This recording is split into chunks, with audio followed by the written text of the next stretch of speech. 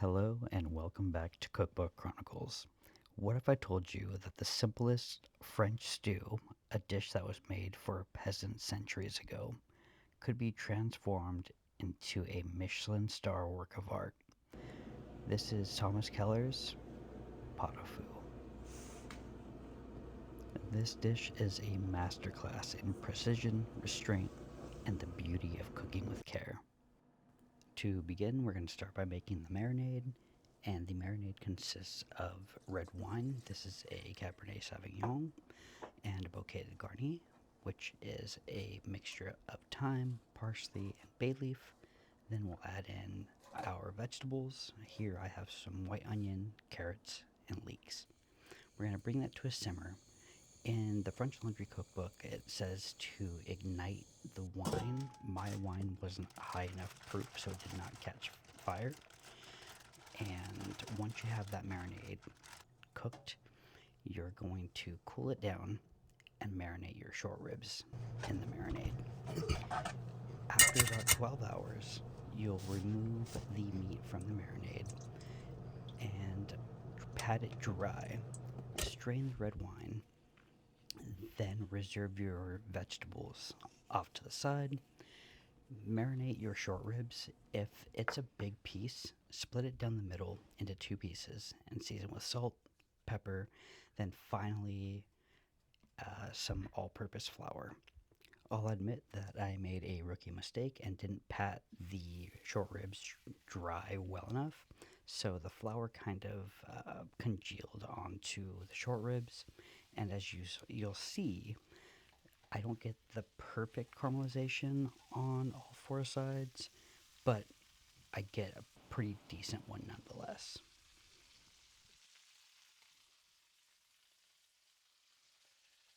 Once your short ribs are caramelized, remove them from the pot, discard the excess oil that's in the pan, and then add in your marinated vegetables.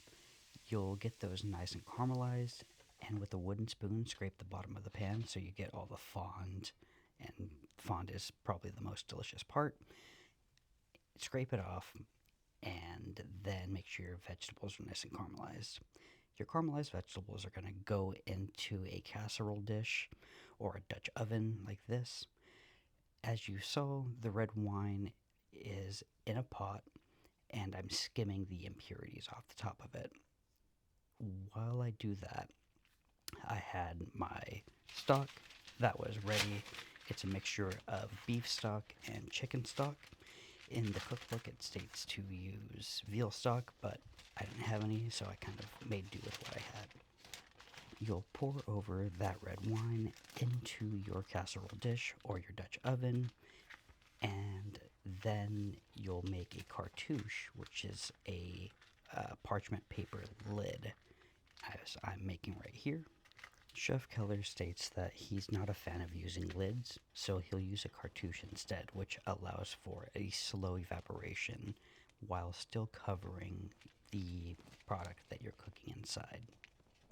I should have mentioned before, but make sure your oven is preheating at 275 degrees, because once you place this cartouche over your pot, you'll stick that pot in the oven and you're going to be braising the short ribs for roughly 4 to 5 hours. If they're bone in, it might take a bit longer. Now for one of the most indulgent elements of this dish, which is bone marrow. What you see here are the femur bones of cows, and inside of those there is this golden, delicious beef butter called bone marrow. And there are a couple different ways you could extract it. The first way I'm showing you here is just having them soaked in cold water, and it doesn't necessarily work out too well. I'm not the biggest fan of extracting the marrow from bones this way. You get your bone marrow cut into rounds as well, so they kind of look like donuts, and that's fine. My preferred way is having the canoes like this and using hot water and letting the marrow soak in the hot water for roughly 2 to 3 minutes, and it just comes out so much easier. Sorry that it's a little gross looking, but hey, if you want the good stuff, sometimes you gotta get your hands dirty. Once we have all the marrow from the bones extracted, we're going to soak the marrow in cold water overnight, and you'll want to change out the water every 6 to 12 hours. Don't allow your marrow to sit in the water for a longer period of time because you run the risk of having the marrow go rancid. But what we're doing is we're cleansing a lot of the blood from the marrow. Next, we're moving on to the vegetable preparation of the dish. The vegetables in pot-au-feu usually stew and get mushy, but in Keller's version, each individual vegetable is cooked separately and cut into these beautiful obliques, and it helps with creating a perfect texture. Each vegetable cooks evenly, and you get to show off those amazing knife skills that you have. While you're chopping your vegetables, you should have a pot of salted water boiling away, so once you're done, you're able to move right into the blanching step. I actually took a lot of time to blanch my vegetables. I waited till the short ribs were nearly done cooking, but you could definitely do this prior to your short ribs being done.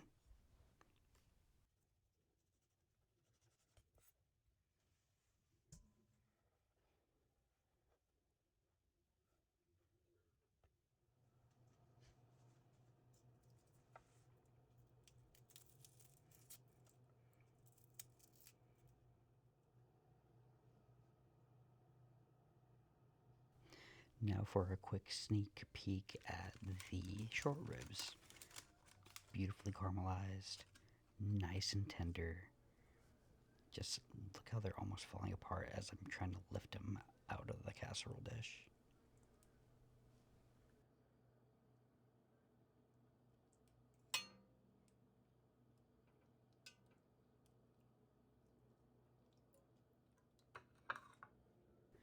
Now with the excess liquid from your Dutch oven, you're going to strain out all your vegetables, the thyme, bay leaf, and the parsley, and you're going to be left with this delicious beef stock. This is me showing the bone marrow and how it's cleared up a little bit. This is after roughly 4 hours, and I just changed out the water. Then finally, what I did was I reserved a little bit of the beef stock so I could reduce it, and then the other half I turned it into a beef jus. In the French Laundry cookbook, he kind of clarifies the beef stock. I wanted a more luscious beef jus, so I just reduced my beef stock. And once I had all those components done, that's when I started to blanch my vegetables. With any blanching of vegetables, you're going to want to make sure you have an ice bath nearby prepared to shock your vegetables. It doesn't necessarily stop the cooking process, but it assists in cooling down your veg so they don't overcook and they retain the colors of the chlorophyll within your vegetables.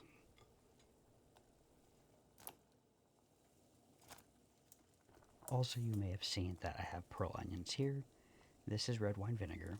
I'm adding it to the blanching water, and I couldn't find any red pearl onions, so I just used a regular red onion and I cut into a small dice, and it came out just fine. And what you see here is a cooled beef stock. It makes it easier to take off the fat cap, so either putting it in the freezer or putting it in the fridge overnight, you'll easily be able to take off that fat cap, and it just creates a more luscious beef jus. The beef short ribs were able to cool for a little bit, and you saw it just beautifully pink in the center, so tender. I mean, again, just look at that. Beautiful, nice and juicy. One of the final steps is sauteing and seasoning your bone marrow. So, Chef Thomas Keller advises you to trim the edges off the bone marrow to square it off. Luckily, I didn't necessarily have to do that, but you dredge it in a little bit of salt and flour, just a touch of oil, and you saute in a pan. I'm almost positive he used less oil than I'm using here, but I wanted it crispy, and trust me, having it crispy pays off in the end. Now, as we get ready to plate, we have our beef stock that is simmering away. Add your vegetables to reheat, and while your vegetables are reheating, feel free to add your short rib either to the same pot or to another pot with this beef shoe and heat up that way. So you'll have a beautiful, luscious looking piece of short rib. Finally, add some parsley to your vegetables, give it a mix, season your delicious bone marrow, and let's start plating. As I'm sure you've guessed, the French Laundry wouldn't be serving this big of a portion, but I'm a hungry boy, so I want a big plate of just vegetables, meat, bone marrow, and it's just such a phenomenal dish. This is hands down the best dish that I've made from the French Laundry, just because it's so rich and full of flavor. I just love bone marrow as well, so you'll see how much I enjoyed it in just a moment.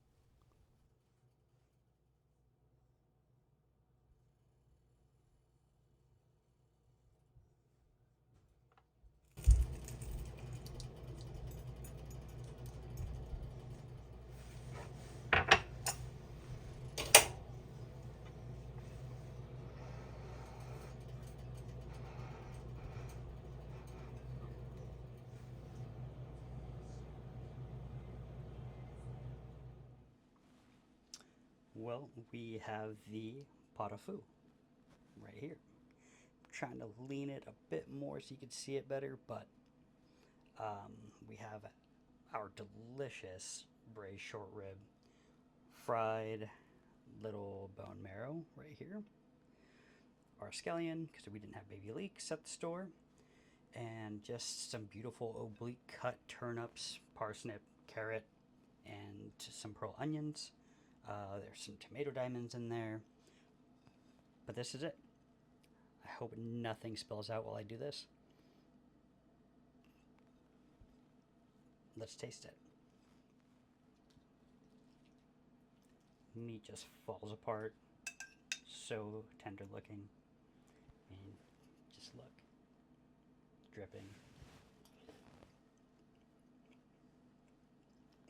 Damn. That is so good. Fried bone marrow.